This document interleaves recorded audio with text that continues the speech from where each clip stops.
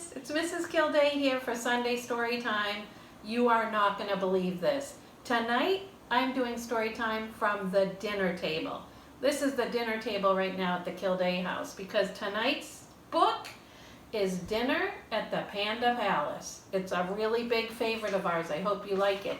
This book has rhyming words and a lot of counting. It's a little long, but I think you'll love it. Are you ready? Dinner at the Panda Palace by Stephanie Kalmanson.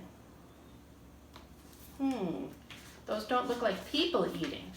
The Panda Palace opened at 6 one night. All the tables were ready. The room was just right. As the diners arrived, they were graciously greeted. Mr. Panda himself helped each one get seated.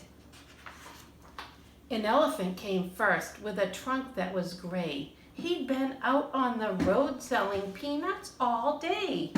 I'm enormously hungry. My bag weighs a ton. I would like to sit down. Have you a table for one? Oh, he's going to bring him over to the table. Can you see that picture? The lions came next. They were dropped off outside. Welcome, Your Highness. How was your ride? Oh, traffic was awful. The bumps were bad too. We're so glad to be here. Is there a table for two? Have you ever been to a restaurant with a lion? I haven't. Along came some pigs who needed to hide. Quick, Mr. Panda, let us inside. There's a wolf on our trail. We must lose him, you see. We'll stay here for dinner. Have you a table for three? Look at what those pigs are carrying. We learned about those pigs. Some had sticks and straw and bricks.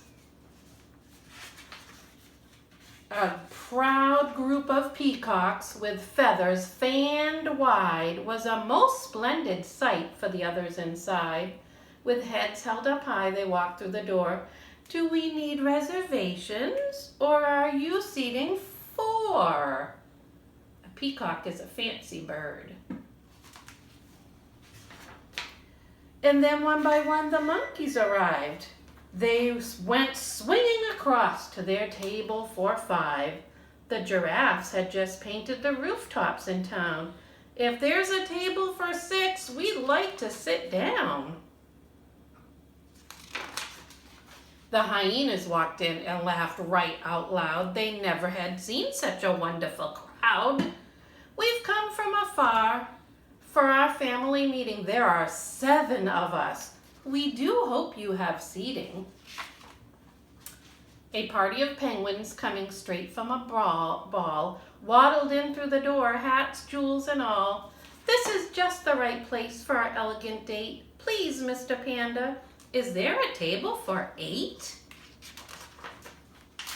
The honey bear all-stars with gloves, balls, and bats had played a great game with the tiger-striped cats. We hit 3 home runs, so we're feeling fine. Now it's time for a party. Is there room here for 9? Here a chick, there a chick. Where's Mother Hen? Oh, here she comes to her table for 10. It's a busy restaurant. The restaurant was humming. The waiters moved fast. Feeding 55 diners was no easy task. Then through all the noise came a knock at the door, and a tiny mouse asked, "Is there room for one more?"